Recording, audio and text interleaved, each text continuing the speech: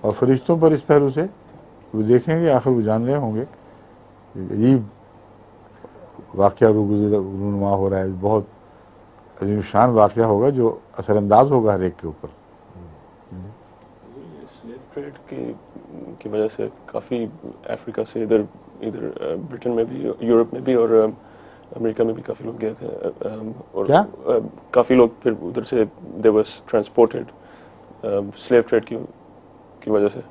اس کی وجہ سے slave trade, slave trade. Sorry, ہاں تو غلاموں میں رائٹ، اردو بولتے ہوئے تو بعض انگریزی لفظ آتا ہے نا اچانک، اچھا سوری، تو دماغ میں ہوتا نہیں کہ یہ تبھی میں سمجھتا ہوں، میں نے تو کبھی سنا نہیں.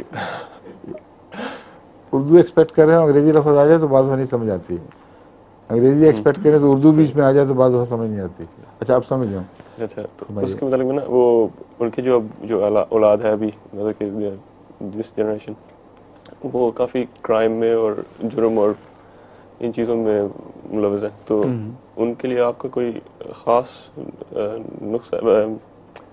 نصیحت ہے، پیغام یا آپ پہنچانا چاہتے ہیں ان کو؟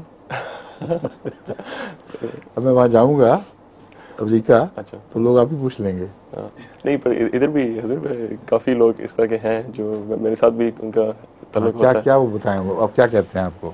تو کہتے تو نہیں، پر میں خود دیکھتا ہوں کہ، اور ویسے بھی میرا ایک دوست تھا جو میں لایا تھا آپ کے پاس، تو وہ بھی کافی فیل کرتا ہے کہ اکنامکلی اور سوشلی بھی ان کو اس طرح کیا گیا ہے سپریس، تو اس کی وجہ سے آپ کا سوال جو ہے وہ بکھر گیا ہے. اب اچھا، سلیو ٹریڈ سے شروع ہوا، پھر کرائم کی طرف گیا تھا. تو وہ کوئی کنیکشن نہیں اب ہے؟ نہیں، ہاں، آپ نے کرائم کے مطلب معلوم کرنا کرتے کرتے آپ نے ایک دم بات بدل کے اب یہ کہہ دیا ہے کہ ان کے ساتھ زیادتی ہو رہی ہے.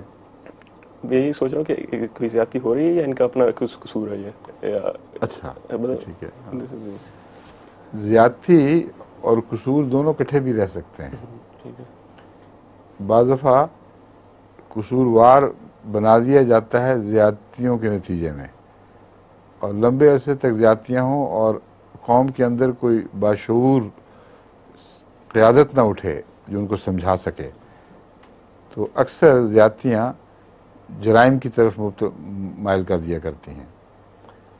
اور جب جرائم کی طرف مائل ہو جائیں تو تفریق اور بڑھ جاتی ہے، اور وہ ایک عذر مہیا کر دیتی ہے یہ بات کہ وہ جرائم میں مبتلا ہیں، کہ ان کو وہیں رکھنا چاہیے، ہیں ہی ایسے.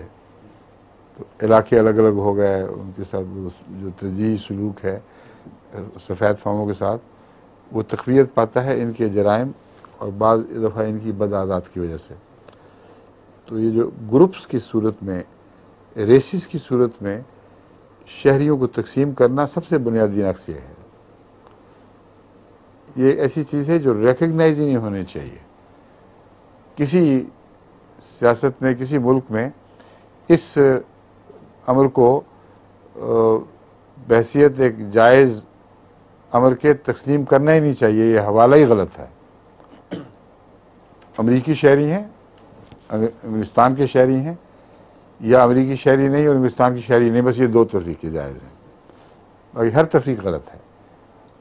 جب تک یہ آپ رجحان پیدا نہ کریں ان لوگوں میں جو باشعور بھی ہیں اور کچھ اثر بھی رکھتے ہیں معاشرے پر، ان کی آواز کچھ فائدہ بھی پہنچا سکتی ہے، اس وقت تک یہ مسئلے حل نہیں ہوں گے.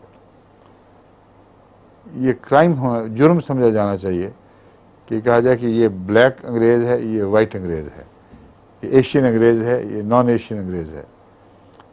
انگریز ایک ہو چکا ہے، یعنی انگریز سے مراد برطانوی شہری، وہ اس کا جو بھی نام ہو، صرف ایک اس کی آئیڈینٹی ہے، برطانوی شہری، اور دوسرے کی ہے وہ جو برطانوی شہری نہیں. تو جب تک یہ جو وسیع انسانی سطح پر اور سیاسی سطح پر یکسانیت پیدا نہ کی جائے، اس وقت تک یہ مسائل حل نہیں ہوں گے.